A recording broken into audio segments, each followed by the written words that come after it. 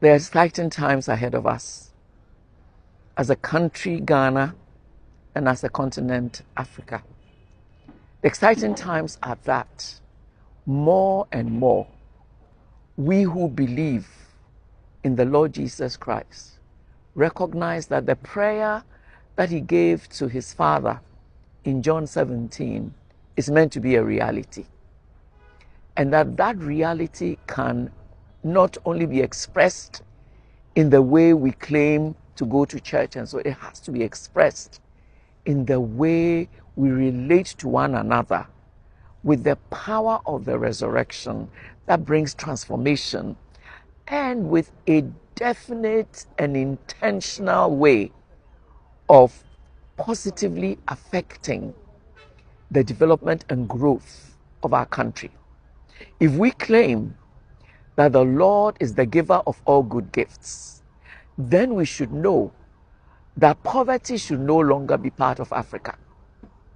That indeed, nobody who belongs to God should be so enslaved by the world or by Satan or by systems that we cannot exhibit the power of God to break down all these things.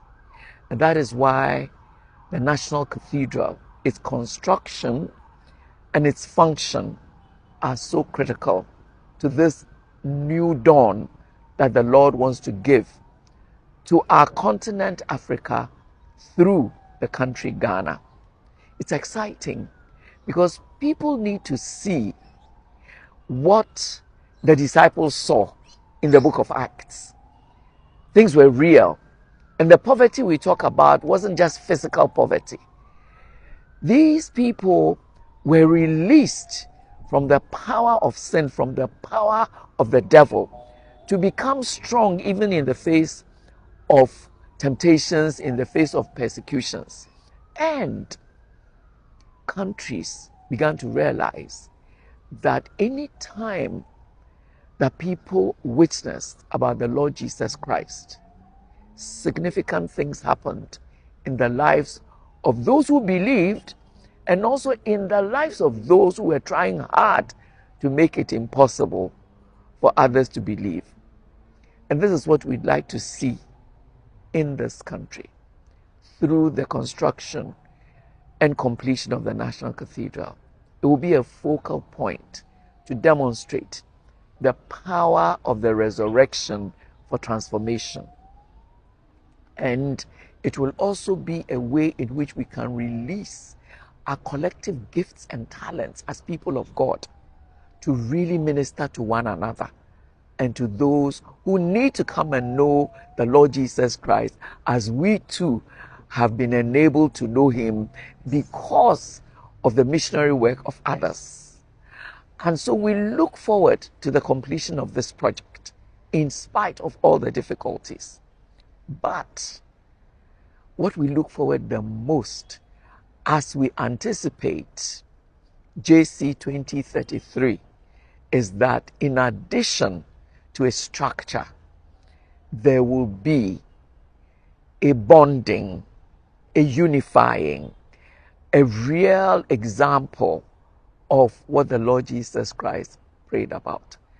I can't imagine Jesus praying and the Father not hearing and answering.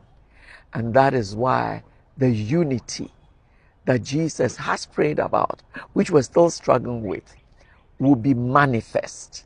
What a joy it will be to have this unity in diversity. Diverse dogmas, diverse doctrines, but the central person of the risen Lord Jesus Christ, making a difference in all our diversities. God himself is a God of diversity.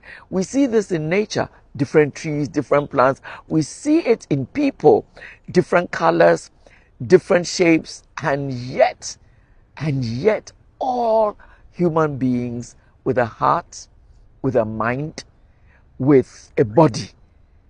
So here we are. This will be a symbol of what God has been talking about all the time through his revelation of the Lord Jesus Christ in his risen power. I'm excited. I'm excited. And I know the Lord will do it in a beautiful way. It will blow our minds because that's how He is. That's how He is. You know, we can't box Him. We cannot box Him.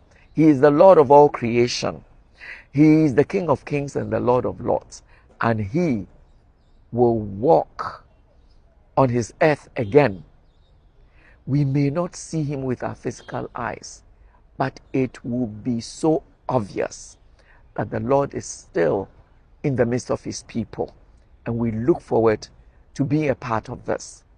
So we anticipate JC 2023, and we anticipate that we will be a part of it.